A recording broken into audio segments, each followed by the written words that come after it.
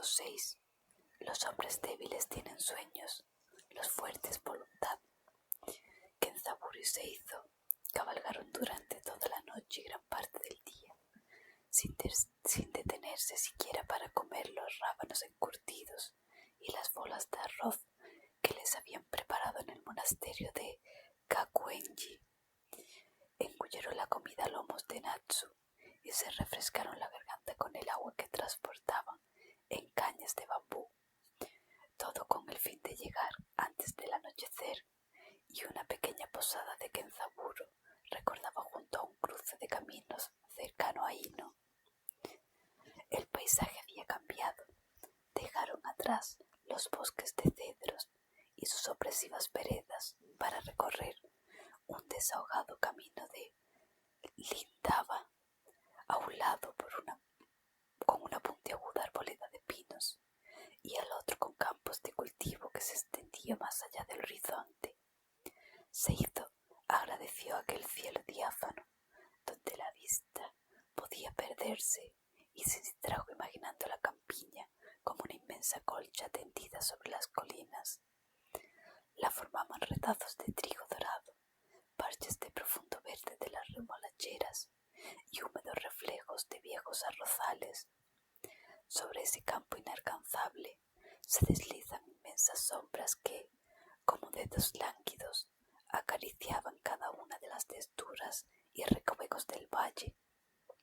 Cautivado por semejante idea, el niño extendió la mano para jugar con la perspectiva y tocar él también las colinas con sus dedos. Seizo nunca se había enfrentado a un viaje tan largo, y desde la noche en que Kenzaburo lo sacó del castillo de su padre, lo único que había hecho era huir sin descanso, con la mirada constantemente por encima del hombro, y la única tregua del sueño liviano de aquellos que se saben acechados.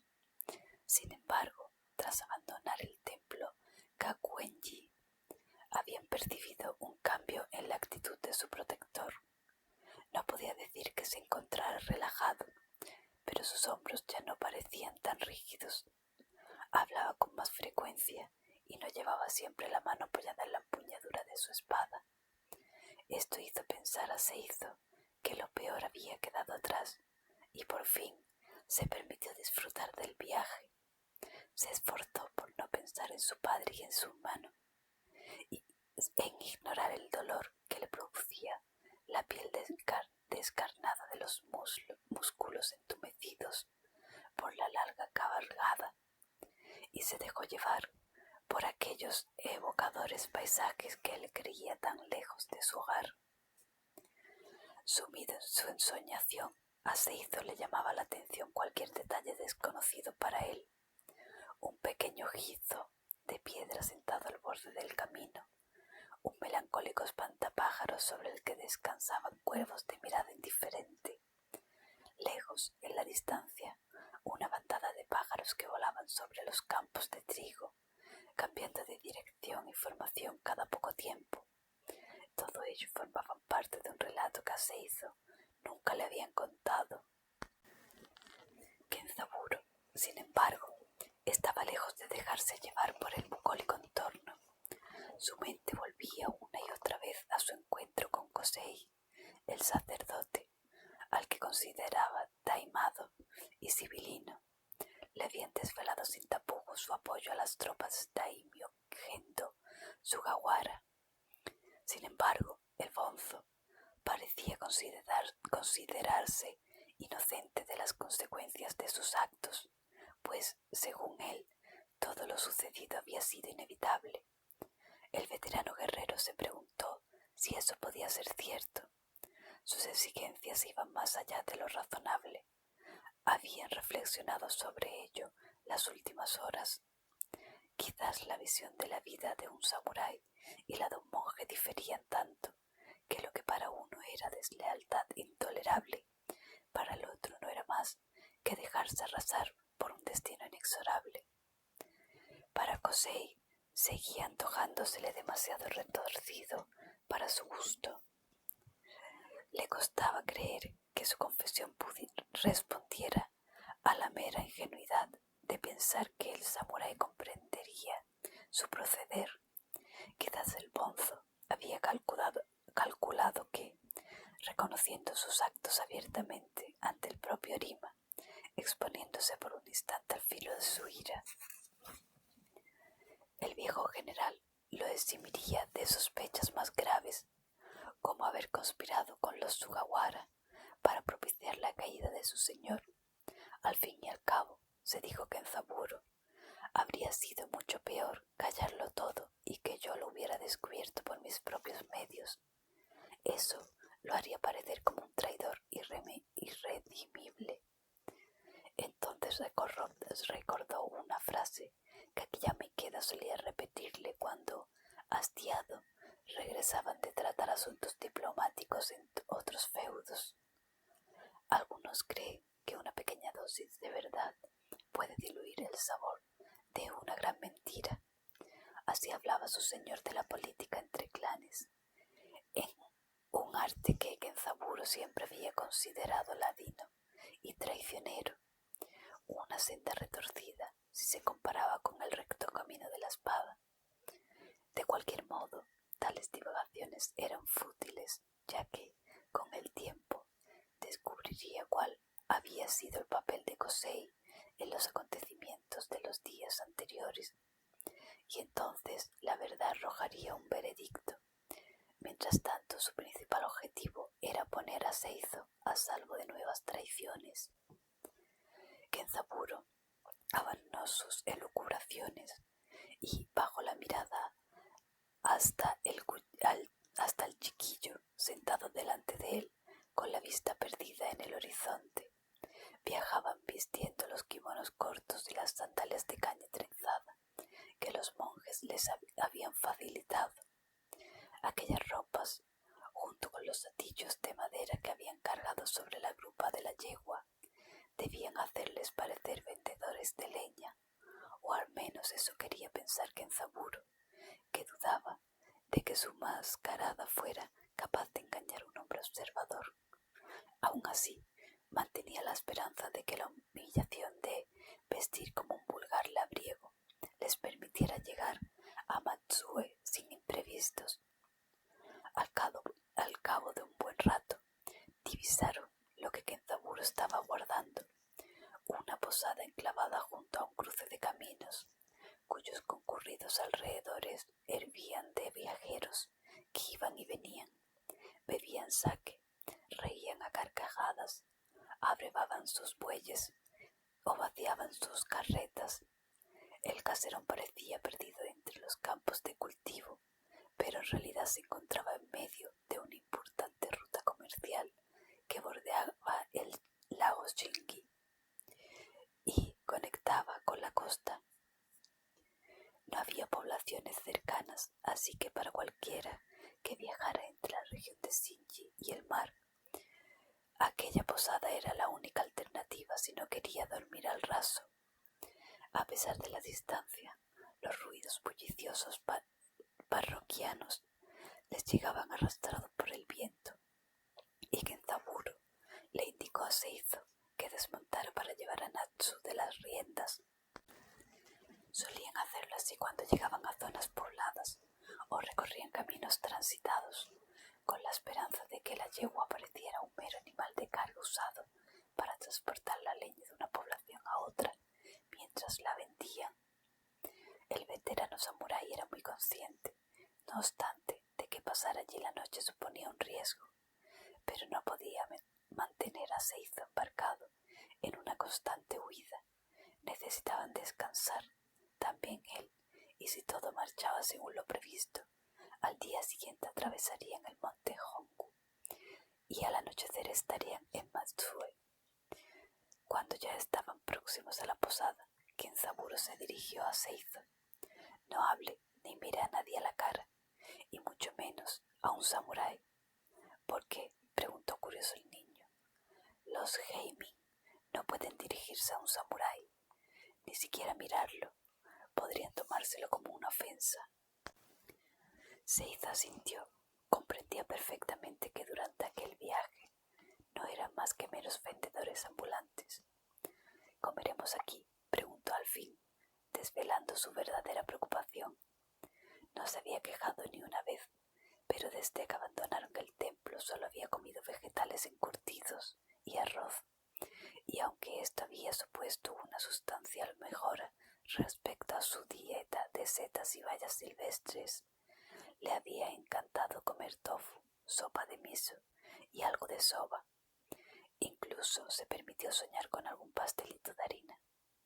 Sí, comeremos aquí, confirmó Kenzaburo, pero pediremos una comida discreta, como la que tomarían unos leñadores. No se le pasó por alto el inmediato gesto de desilusión del rostro del niño. Aunque me han dicho que los pasteles de almendra de la zona de Hino son deliciosos, no me gustaría irme sin probar alguno, añadió. Alentado por tal perspectiva, enfiló la pequeña senda que separaba del camino principal y conducía hasta la posada, en cuya puerta podía haber no menos de 20 personas charlando al calor del sake, que una camarera se encargaba de servir. El edificio tenía 2 niveles, el superior probablemente destinado al alojamiento, y su planta era considerablemente más grande de lo que Seizo había visto cuando lo vio desde la distancia. 4 grandes bandoleros junto a la entrada proclamaban: «Bienvenidos viajeros, comida, sake y habitaciones». Detrás del local parecía haber una pequeña cuadra, ya que un muchacho poco mayor que Seizo conducía hacia allá las monturas de los escasos clientes que tenían la fortuna de viajar a caballo. Kenzaburo llamó al mozo con discreción y le pidió que se ocupara bien de Natsu. A continuación le dijo a Seizo que le siguiera dentro. Nadie pareció prestarles especial atención mientras pasaban entre la clientela que departía animadamente en el exterior. Y cuando entraron en el salón inferior de la posada, Seizo quedó inmediatamente fascinado por el ambiente de aquel local. Sus grandes ojos se abrieron por completo, como si quisiera absorber hasta el último detalle de la bulliciosa estancia, iluminada a media luz. Por primera vez en muchos días no sentían miedo ni tristeza, sino que todo sentimiento quedó engullido por la curiosidad que le despertaba aquel lugar. Nunca había estado en una posada, y moverse entre la variopinta clientela le pareció como pasear por un festival. Siguió a Kenzaburo mientras se dirigía a una mesa vacía, pero olvidó pronto la advertencia que le había hecho y no pudo evitar mirar con ojos absortos a cada una de las personas con las que se cruzaba. Comerciantes procedentes de lejanas provincias, bonzos que charlaban lejos del comedimiento, que mostraban con los templos, samuráis que pasaban entre las mesas con ensayada indiferencia, campesinos que bebían sake antes de volver a casa, o mujeres que iban en peregrinación a algún templo. En definitiva, viajeros que al cruzarse en el camino apenas se saludarían. Allí interactuaban en educada y distendida armonía. Al cabo de un rato se percató de que se había quedado clavado en medio del alborotado salón, seducido por aquella alegre atmósfera tan distinta de las angustias y pesares que había vivido en días anteriores. Cuando buscó a Kenzaburo con la mirada, lo encontró ya sentado en una mesa. Observándole con gesto impaciente, Seizo corrió en su dirección y, en cuanto tomó asiento, se dispuso a pedir disculpas, pero un nudo en la garganta le enmudeció al reparar en los ocupantes de la mesa contigua. A espaldas de Kenzaburo había sentado 3 samuráis con el mon del clan Sugawara cosido a sus orais. Intentó hacer señas a Kenzaburo, pero éste le indicó que guardara silencio llevándose un dedo a los labios. Comprendió que el viejo guerrero ya se había dado cuenta y que no había elegido aquella mesa por casualidad. Tras él, los hombres comían estofado de verduras con aire distendido, manteniendo una conversación que parecía interesar sobremanera a Kenzaburo. El objetivo es construir un nuevo castillo en la provincia de Izumo, más al norte, cerca de la costa. ¿Por qué un nuevo castillo?, preguntó uno de ellos, un hombre de aspecto curtido y lleno de cicatrices, aunque de voz suave y elegante. El castillo de los Ikeda está demasiado al sur. Aunque ahora esté bajo el dominio de nuestro señor, no podremos controlar toda la provincia desde allí, explicaba el que parecía ser de más alto rango, un guerrero vestido con kimono púrpura y con 2 largos bigotes que marcaban unos labios finos y rectos. Además, continúan sin encontrar a Arima.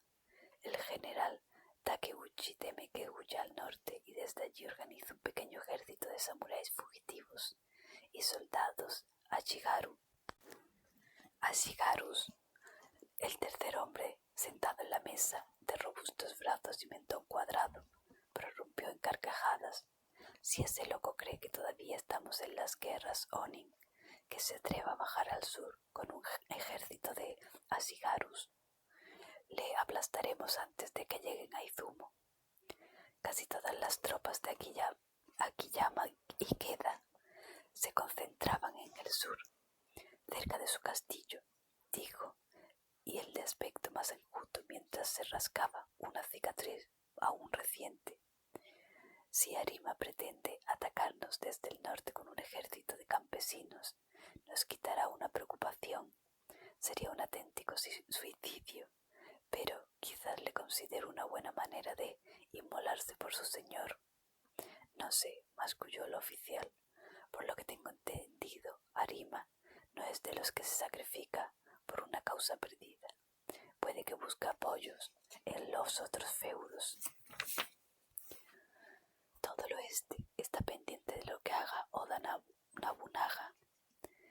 Ningún daimio movilizará sus ejércitos para que los Ikeda recuperen sus tierras. ¿Los Ikeda?, preguntó el de modales más toscos. ¿Qué Ikeda? Todos han muerto. Solo quedan parientes lejanos sin ningún peso político. No está claro, lo interrumpió el oficial acariciándose los largos bigotes, y se inclinó hacia adelante para hablar en voz baja. Tras el asalto, no encontraron el cuerpo del hijo pequeño de Akiyama, y muchos dicen que vieron huir a un jinete con un niño. Algunos creen que fue el propio Arima el que lo sacó de allí. ¡Bah! El otro escupió al suelo. ¿Por qué preocuparse de un niño cuando Akiyama Ikeda y su primogénito murieron como perros? Tras la batalla encontraron los cuerpos asaetados y destrozados a lanzadas. Ojalá yo también les hubiera podido clavar la espada en el corazón antes de que quemaran los cadáveres. Levantó el puño cerrado para enfatizar su desprecio. Kenzaburo Arima cerró los ojos y apretó las mandíbulas. Sabía que su señor había muerto. Era imposible que hubiera sobrevivido, pero conocer aspectos de aquel episodio le resultaba especialmente doloroso. Se obligó a pensar en sus prioridades, a pensar en Seizo. Abrió los ojos y observó al niño. Tenía el rostro lívido y los puños tan apretados que había perdido el color. El samurái de aspecto más elegante apartó el cuenco y cruzó los brazos bajo el aori, dejando las mangas vacías antes de volver a hablar. Dicen que hasta que llegaron los oficiales para reconocer los cadáveres, muchos orinaron sobre los cuerpos de Akiyama y su hijo. El propio Takeuchi les cortó la cabeza, pero antes de llevárselas al señor Sugawara, tuvieron que lavarlas porque, según cuentan, el olor a meados era insoportable. Añadió con una tristeza mezquina. Se lo tenían merecido. Un verdadero señor no deja arrebatar así su castillo. No era más que un cobarde. Mi padre no era un cobarde, exclamó Seizo y se levantó con inusitado ímpetu, tirando la banqueta al suelo. Lágrimas corrían por sus mejillas a causa de una impotencia inconsolable. Los 3 samuráis miraron al unísono a aquel hijo del campesino, que hasta el momento había pasado absolutamente inadvertido para ellos, maldiciendo su torpeza por dejarle escuchar todo aquello. Kenzaburo se puso inmediatamente de pie y se colocó entre aquellos 3 hombres y se hizo. «Lo siento mucho, señores», se disculpó el vendedor de leña con una profunda reverencia. «Mi hijo tuvo fiebres el pasado invierno y desde entonces no dice más que tonterías. Deberías ponerle un bozal, de lo contrario puede que alguien lo sacrifique como un perro molesto», dijo uno de los samuráis en tono agrio. El oficial de largos bigotes, sin embargo, alargó el cuello para mirar al niño que se ocultaba tras el leñador. Parecía de pie, con el rostro bañado en lágrimas y los puños cerrados, con una expresión de odio despiadado que habría infundido temor de no ser esbozada por un crío de 9 años. «Apártate, campesino», le ordenó a Kenzaburo. «Señor, puede que mi hijo haya perdido el tino, pero sigue valiendo para cargar leña. Por eso lo llevo conmigo cuando salgo de viaje. No os enfadéis con él». «He dicho que te apartes», gritó con ira desmedida, mientras daba un empellón a aquel hombre robusto que insistía en interponerse. El ambiente jovial de la posada fue desapareciendo a medida que los parroquianos reparaban en la escena que se desarrollaba. Sin levantarse de su banco, el oficial de los Sugawara se inclinó hacia adelante, clavando en Seizo sus ojos de víbora. «Dime, pequeño hijo de puta, ¿por qué dices que tu padre no es un cobarde? A mí me parece una rata asustadiza, como todos los de vuestra calaña, aunque, quién sabe, quizás no te referías a él». Kenzaburo calculaba sus posibilidades. No tenía sus sables. Sería capaz de matar a 3 hombres armados con las manos desnudas. Bien sabía que era imposible, mientras Seizo observaba aquellos ojos inquisidores en silencio, reprimiendo los sollozos que sacudían su pecho. «Di algo, cachorro. ¿Nos estabas escuchando?» «¿Es este tu padre?», insistió el samurái. «Que sea lo que se folla a su madre no quiere decir que sea su padre», rió tras el otro de los espadachines. «Él no es mi padre», dijo Seizo. Kenzaburo se puso inmediatamente en tensión. Al menos a uno podría partirle el cuello. «Mi padre murió hace 3 años, cuando unos bandidos asaltaron el poblado. Murió para defendernos a mi hermano y a mí. Por eso no permito que nadie lo llame cobarde. Aunque fuera un campesino, era valiente como un samurái». Seizo improvisó tal historia con tanta naturalidad que Kenzaburo no pudo evitar cierto asombro. Tras escuchar aquello, el oficial se volvió hacia atrás y miró por encima del hombro de los 2 compañeros, interrogándoles con la mirada.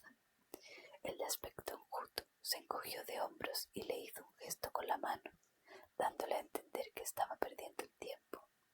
«Largo, fuera de mi vista. No me gusta cómo leéis», exclamó el oficial empujando a Seizo con el pie, como si fuera un animal. «Sí, señor», volvió a disculparse el leñador con una inclinación. «Lo siento mucho». Tomó a Seizo por el brazo y lo empujó entre las mesas en dirección a la escalera. Abandonaron el comedor y poco a poco el local fue recuperando su atmósfera habitual. Cuando llegaron a la planta superior, Kenzaburo se dirigió a uno de los empleados y le pidió que les prepararan una habitación, pagándole por adelantado para demostrar que no eran unos pordioseros. Cuando el hombre les indicó su dormitorio, el vendedor de leña empujó dentro a Seizo y deslizó la puerta tras él. «¿Estás loco, Seizo?» El samurái había dejado a un lado toda fórmula de cortesía con la que ahora era su señor. Ya no tenía sentido. Los odio con toda mi alma. Quiero matarlos», exclamó, al tiempo que rompía en un llanto colérico. «Me dijiste que nuestra obligación con mi padre y mi hermano era vengarles». Kenzaburo se contuvo un momento y relajó los hombros. No podía enfadarse con Seizo. Comprendía perfectamente su reacción y al fin y al cabo él era el que había expuesto a tan horrible situación. Nunca debería haber escuchado semejantes palabras. Escúchame, Seizo, eres demasiado joven, pero la vida que te ha tocado vivir estará llena de momentos difíciles en los que deberás desenvolverte con inteligencia. Si quieres llegar a viejo, será mejor que aprendas cuanto antes a controlar tus emociones. Nunca provoques un conflicto del que no puedas salir airoso. Eso es estúpido. Pero yo también los escuché. ¿Qué crees que habría sucedido si hubiera desvainado sus espadas? ¿Quién cobraría entonces venganza por tu padre y tu hermano? Tu primera obligación con ellos es sobrevivir, crecer, hacerte fuerte. Seizo le observó con la mirada intensa que hasta cierto punto comenzaba a recordar a la de Arima. Entendía lo que el samurái le quería decir, pero no era eso lo que sentía. La sangre le hervía de pura frustración. Todo el miedo y el dolor que había vivido en los días anteriores se habían tornado en un odio demoledor que le golpeteaba el pecho, pugnando por salir. Ojalá tuviera la fuerza para matarlos a todos. Ojalá la tenga algún día. Comprendo tus sentimientos, asintió Kenzaburo, compasivo, pero no te equivoques. Hay muchos hombres crueles, Seizo, pero eso no significa que todos sean iguales de culpables. Esos de ahí abajo pueden ser tan abyectos como culebras, pero son meros sirvientes que siguen órdenes. Hay otras personas, sin embargo, que tomaron decisiones, que engañaron, traicionaron y cometieron actos infames por propia voluntad. Cada uno de ellos clavó un puñal en el corazón de tu padre. Ellos son los que deberían pagar por lo que ha sucedido. ¿Quiénes?, preguntó Seizo. Algunos son evidentes, como el propio Gendo Sugawara, pero estoy seguro de que hay otros. Los Sugawara no han podido hacer esto solos.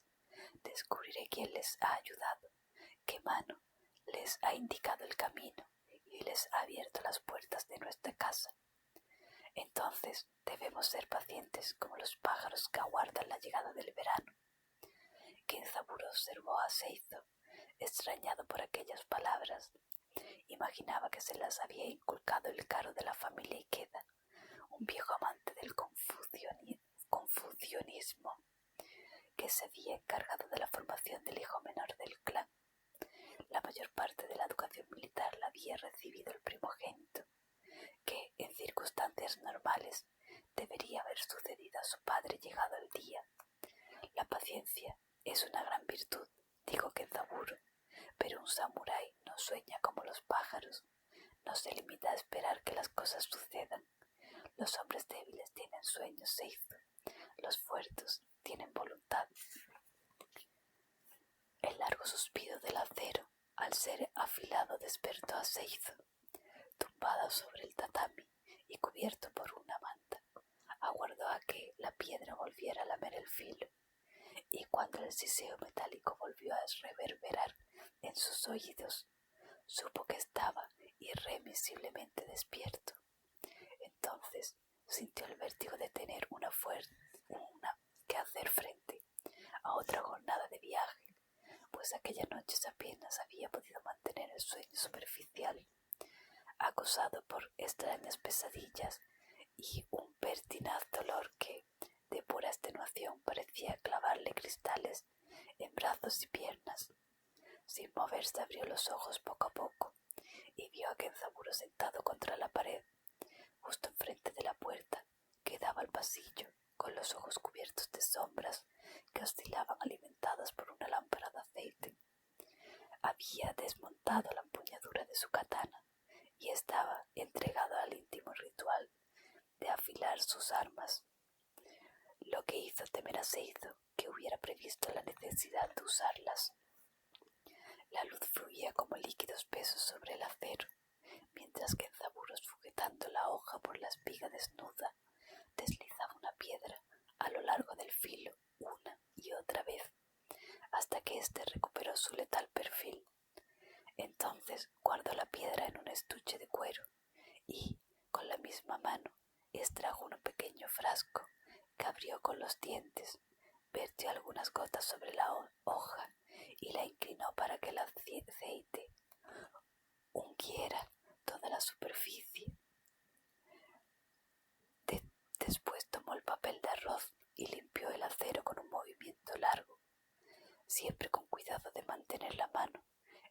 parte sin filo del arma. Seizo observaba aquella escena con ojos absortos, fascinado por la meticulosidad con la que Kenzaburo ejecutaba cada uno de los pasos, y fue consciente de que recordaría ese instante por el resto de su vida. Lo rememoraría como el momento en que definiría para él a aquel hombre de comportamiento recto. Ajeno a los ojos que le observaban, el veterano guerrero continuaba entregado a su labor. Tomó un bastoncillo de seda cubierto de fina sal. Seizo sabía que se trataba de polvo de uchiko y lo esparció por el acero con leves golpes. La limadura quedó impregnada en el aceite residual, por lo que el samurái tomó otro pañuelo para pulir por completo la superficie de la hoja, hasta llegar a dejarla libre de grasas y de cualquier impureza. Por último, apoyó la parte roma de la espada en su antebrazo izquierdo y examinó el filo contra la trémula luz de la lámpara. Pareció satisfecho del resultado, así que dejó la katana sobre la tela de algodón extendida en su regazo y, ayudándose de un pequeño martillo, introdujo los pasadores que fijaban la empuñadura a la espiga de la hoja. El samurái guardó el sable en su funda, lo puso a su izquierda junto a la wakizashi que ya había preparado y miró a Seizo directamente a los ojos. «Veo que ya no duermes». Sintiéndose descubierto, el niño sintió desde debajo de la manta. «Lávate entonces. Quiero partir antes de que despierten el resto de los clientes». Seizo se puso de pie y se desperezó. Cada músculo de su cuerpo se resintió quejumbroso por el esfuerzo. Comenzó a recoger las mantas y a guardar sus posesiones en un atillo. Mientras lo hacía, no pudo evitar preguntarle a Kenzaburo por qué afilaba sus sables, si temía que fueran atacados en lo que quedaba de viaje. El interpelado, envolviendo su daisho en un paño marrón, se tomó su tiempo antes de responder. Se suele decir que las espadas de un samurái albergan su alma, y si al igual que el alma de un guerrero debe de estar siempre lista para luchar, así deben de estarlo también sus espadas. Apretó los nudos que fijaban el atillo. No puedes esperar nada del samurái que no cuida el filo de su acero, que no pule la superficie para evitar que se atasque en la vaina, o que jamás se ha preocupado de que el temple de su hoja no se quiebre por las impurezas, porque el espíritu de ese guerrero también estará romo para cortar, oxidado para atender la llamada de su señor, y ten por seguro que será quebradizo en la batalla. Mi padre me dijo algo parecido en una ocasión, recordó el muchacho. Su memoria, avivada por aquella suerte, le latía. Tu padre era un auténtico samurái, Seizo. Cada vez quedan menos hombres como él caminando sobre el mundo. Yo también seré un auténtico samurái, exclamó el chico con decisión. Kenzaburo lo miró con una sonrisa brillándole en los ojos. Por ahora, solo eres un charlatán que nos está retrasando. Terminar de recoger tus cosas y pon en la bandeja los cuencos de la cena de anoche. Seizo asintió y se dispuso a acometer con diligencia lo que su protector le había ordenado. Tenía la firme disposición de que aquel hombre estuviera orgulloso de él, como debería estarlo su padre. El sol ya despuntaba cuando Kenzaburo y Seizo volvieron al camino. Se internaron en la principal vía que iba hacia el norte, en dirección a la costa, desde donde se desviaría más tarde al este para continuar bordeando el lago Shinji, lejos de las poblaciones que salpicaban su orilla septentrional.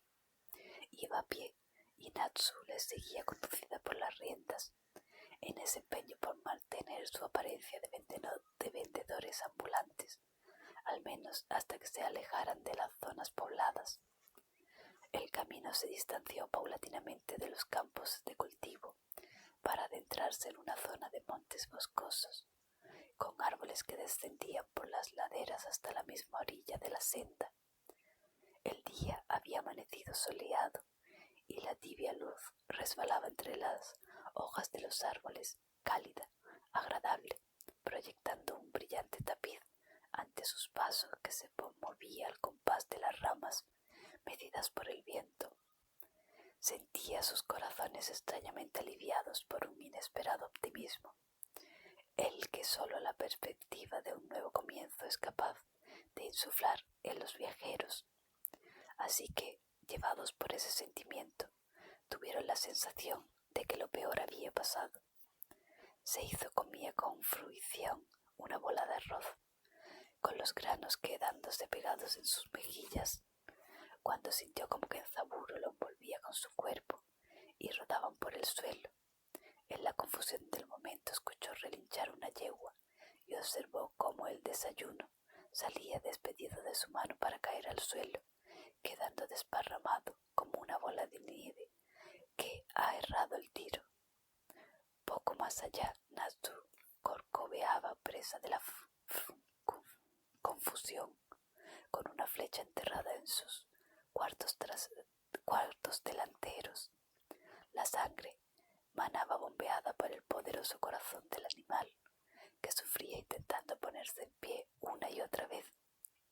Apenas había podido asimilar la situación cuando se percató de que su protector ya se había puesto en pie y escrutaba con ojos afilados a algo o alguien que les esperaba más adelante.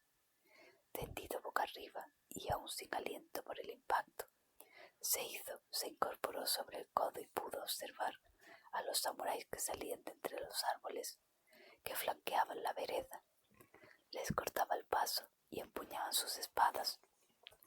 A su espalda, más allá de donde yacía Natsu entre relinchos, otro guerrero emergió de la espesura con un arco en la mano. Él había lanzado la flecha que desangraba ahora al pobre animal y completaba el trío de samuráis del clan Sugawara que se encontraba la noche anterior en la posada. —¿Por qué nos atacáis? —preguntó Kenzaburo. Seizo se dio cuenta de que no tenía su daisho a la cintura. —No os atacamos, hemos disparado a vuestra montura para que no huyáis. Si os hubiéramos querido matar, vuestros cadáveres ya estarían cogiendo polvo en el camino.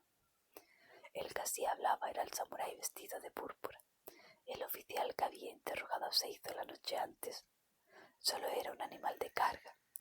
El otro rió entre dientes con impaciencia. —De verdad, a mí me parece más bien un animal para la guerra, como el que utilizaría un samurái. Al ver que ese supuesto vendedor de leña no respondía, volvió a reír. —No tienes nada que decir. ¿Creías que era tan estúpido? Los 3 hombres se acercaron poco a poco, cerrando el cerco a su alrededor. Seizo observó que el que estaba detrás había soltado el arco y ya desenvainaba su katana. No tenía forma de huir y Kenzaburo continuaba en silencio y desarmado, escuchando lo que aquel hombre le decía. —Tu cachorro me dio ayer la pista con su exaltada reacción. Luego decidimos acampar en el camino hacia el norte. Si veníais por aquí, ya no habría duda. Un adulto y un niño alejándose de Izumo, viajando con un caballo que un campesino jamás podría poseer. Nos cubrirán de gloria por cazar al general Arima y al cachorro de los Ikeda. Una ambición irreflexiva alimentaba aquellas palabras. —Ni siquiera dudas —respondió Kenzaburo—, que viajemos hacia el norte con un buen caballo es razón para esto. No os preocupa el que podáis matar a un niño y a un hombre inocentes. Y que, si es Arima el señor Sugawara, estará en deuda con nosotros. Si no lo eres, la muerte de unos leñadores no supondrá mayores problemas. La confrontación era inevitable. Aquellos hombres estaban resueltos a matarlos. Gracias al cielo, pensó Kenzaburo, el arquero había cometido el error de desprenderse de su arco y desenvainar, lo que le daba una oportunidad. Comenzó a retroceder de espaldas hacia su montura malherida. manteniendo la distancia con los dos atacantes frente a él, mientras se aproximaba inevitablemente al que se encontraba más atrás. Indicó a Seizo que se tendiera en el suelo y éste obedeció inmediatamente. Las alforjas y la leña habían quedado esparcidas por el camino y el guerrero se aproximó a ellas mientras hablaba para distraer a sus contendientes. Decidme entonces, si yo soy el general Arima, ¿qué os hace pensar que podéis derrotarme? Los tres asaltantes intercambiaron una mirada. Por primera vez aquel hombre no hablaba como un simple leñador, lo que parecía corroborar sus sospechas. El samurái se inclinó junto al hatillo de madera y metió la mano entre los troncos. Extrajo una vaina envuelta en trapos. Sus agresores se pusieron súbitamente en tensión. Kenzaburo se incorporó sujetando la katana envainada con la mano izquierda. Ya no os enfrentáis a un vendedor de leña. Ahora debéis matar al general Arima. Veamos si sois capaces. Esas palabras fueron como la orden de carga en una batalla. Los tres hombres se lanzaron al unísono, con un grito que nacía de sus tripas y las dos manos cerradas en torno a las empuñaduras de las espadas que blandían sobre sus cabezas. Kenzaburo miró por encima del hombro al que tenía detrás. Era el que llegaría antes a él, y por tanto, el primero en morir. Confiaba en que los otros dos fueran lo suficientemente estúpidos como para mantener su ataque frontal. Cuando el espadachín a su espada estuvo la distancia adecuada, Kenzaburo lanzó una profunda patada hacia atrás que se le hundió en el estómago de su atacante, frenando en seco su carrera, al mismo tiempo que giraba para enfrentarse a aquel primer oponente que boqueaba, doblado por el golpe. Le lanzó un tajo de arriba abajo al desenvainar la espada. La punta destrozó el cuello y la clavícula del desgraciado. Mientras su rival se derrumbaba, Kenzaburo dio un paso adelante para alejarse de los que se hallaban a su espalda. Pero, como se temía, la distancia no era suficiente y el dolor desgarrador le cruzó la espalda desde el hombro hasta la cintura, describiendo nítidamente el recorrido del tajo que le habría alcanzado. Sin embargo, ese rápido paso adelante le había salvado la vida al impedir que el golpe le diera de lleno. Apretando los dientes para no lanzar un grito de dolor, giró para quedar enfrente de sus oponentes.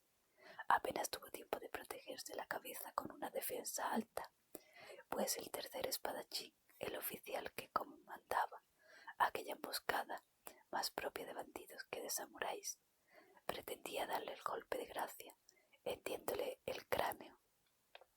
El ataque se estrelló contra la guardia de Kenzaburo y su enemigo quedó desestabilizado.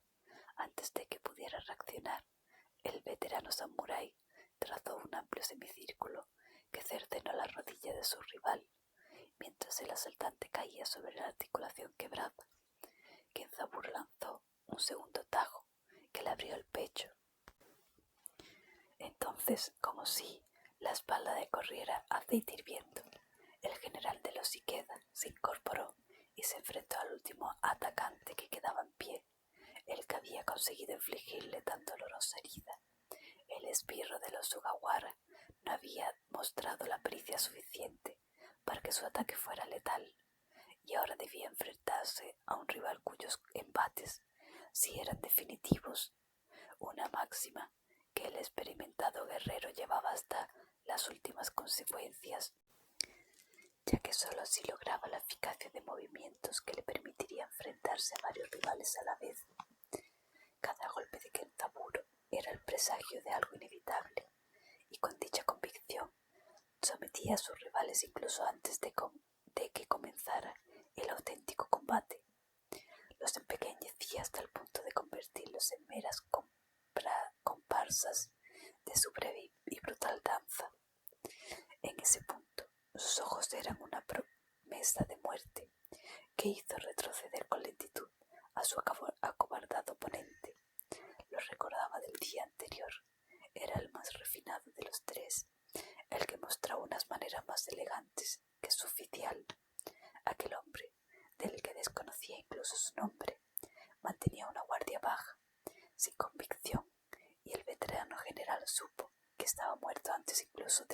su ataque.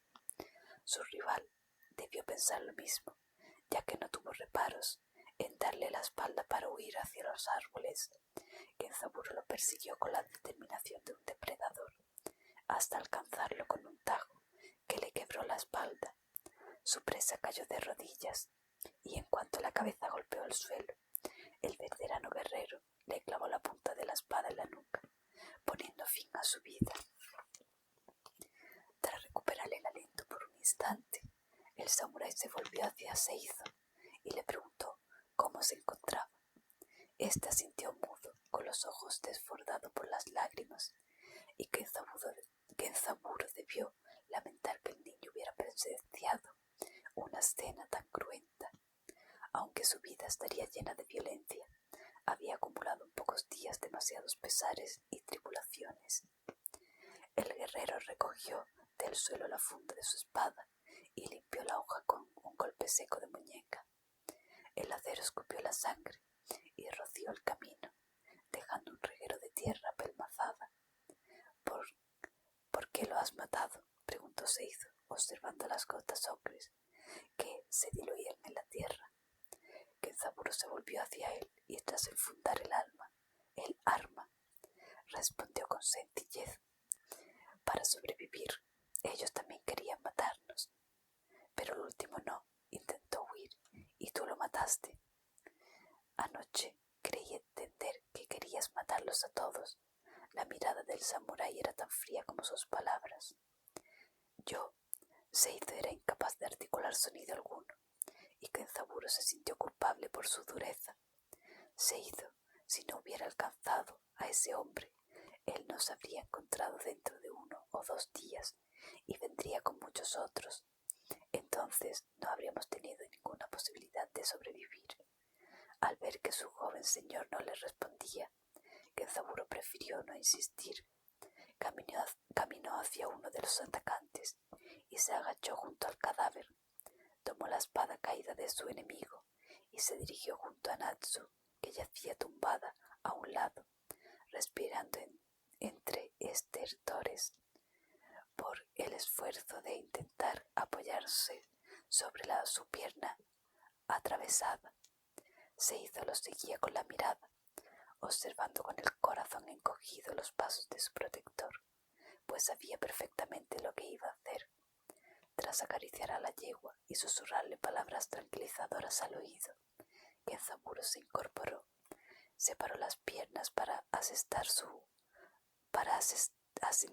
peso, levantó la espada por encima de la cabeza, descargó un poderoso mandoble sobre el cuello del animal. Natsu quedó inerte al instante, de rodillas sobre el polvo del camino. Seizo comenzó a llorar sin consuelo. Sentía que no había nada bueno para él en este mundo, y ya no le preocupaba lo que aquel hombre pudiera pensar.